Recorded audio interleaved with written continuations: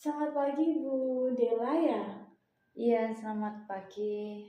Terima kasih sudah datang. Bagaimana perasaannya hari ini?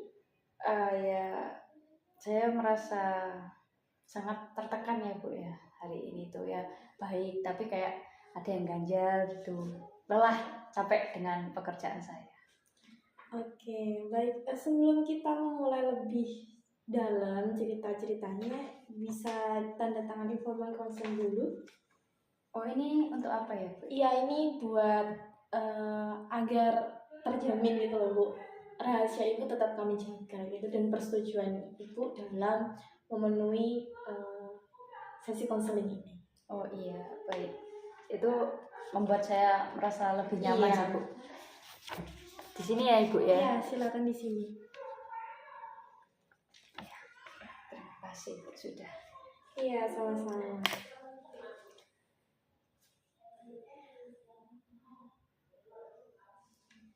Baik, kita bisa mulai ya Bu sesi konseling ini. Iya. Bisa Ibu ceritakan lebih lanjut bagaimana yang membuat Ibu merasa stres pada di tempat kerja? Iya, jadi itu kan saya itu bekerja posisinya itu sebagai HR ya Ibu di kantor saya.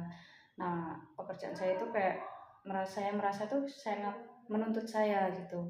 Saya harus sering bekerja lembur gitu dan tidak punya waktu untuk istirahat. Kayak terlebih itu untuk waktu untuk diri saya sendiri gitu. Nah, ekspektasi dari atasan saya itu juga sangat tinggi gitu. Oke, saya mengerti beban kerja memang itu sangat tinggi, apalagi ekspektasi kita di pekerjaan itu juga tinggi, itu yang membuat kita juga semakin stres juga. Terus bagaimana dampaknya bagi Ibu pada kehidupan sehari-hari dan kesehatan Ibu? Ya, jadinya saya akhir-akhir ini tuh sering sakit kepala gitu, kayak vertigo, kadang sampai mual Ibu. Terus saya juga jadinya susah tidur. Terus perasaan saya merasa sedikit lebih sensitif gitu, kayak mudah marah. Dan ya gara-gara itu semua saya jadi kurang termotivasi gitu untuk bekerja. Baik, mari kita coba terapi naratif untuk membantu mengatasi stres ini ya Ibu.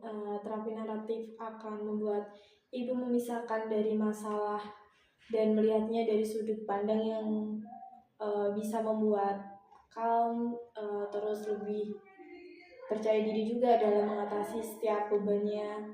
Terus apakah Ibu bersedia? Iya Ibu, sepertinya tuh sangat akan membantu saya ya, jadi saya akan mencobanya. Baik, pertama mari kita beri nama stres yang Ibu rasakan itu apa namanya yang pengen Ibu? Mungkin saya prefer untuk menyebutnya itu sebagai beban kerja ya. Oke. Baik, kita akan menyebutnya beban kerja ya. Bisa Ibu ceritakan kapan pertama kali merasa beban kerja ini dan bagaimana perkembangannya?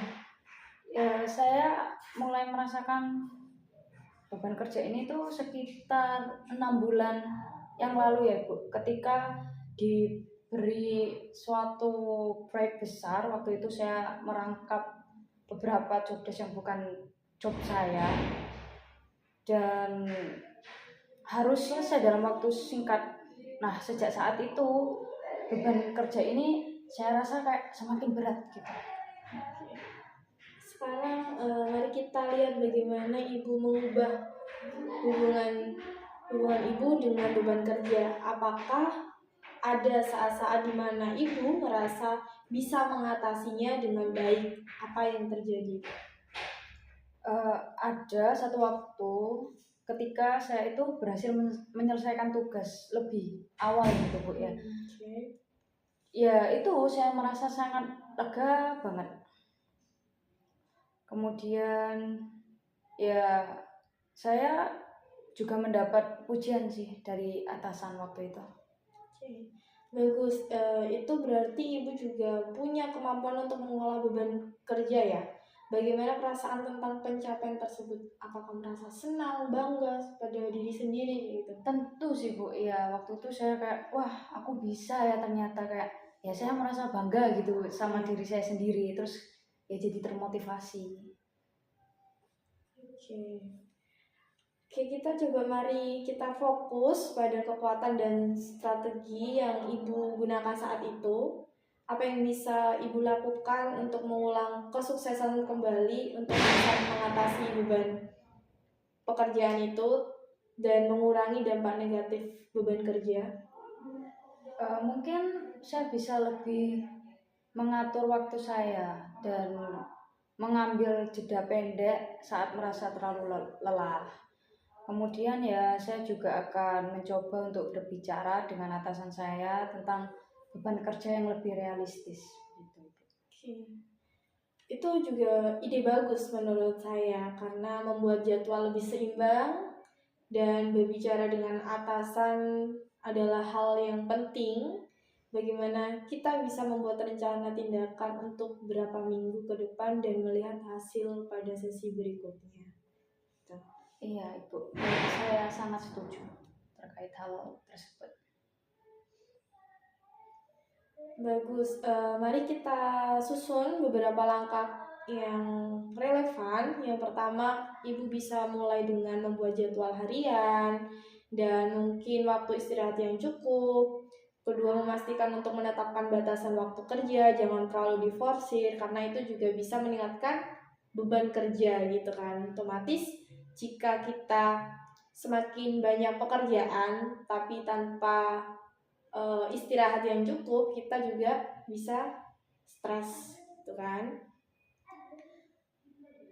Terus juga yang ketiga, buatlah daftar prioritas pekerjaan. Nah, daftar prioritas pekerjaan ini juga sangat penting, bisa membuat fokus kita tuh bener tepat pada sasaran tanpa melenceng atau enggak fokus di hal-hal yang menurut kita itu nggak penting kayak gitu. Jadi harus bisa menjadwalkan hal yang penting dulu biar agar fokusnya tidak terbagi gitu ya.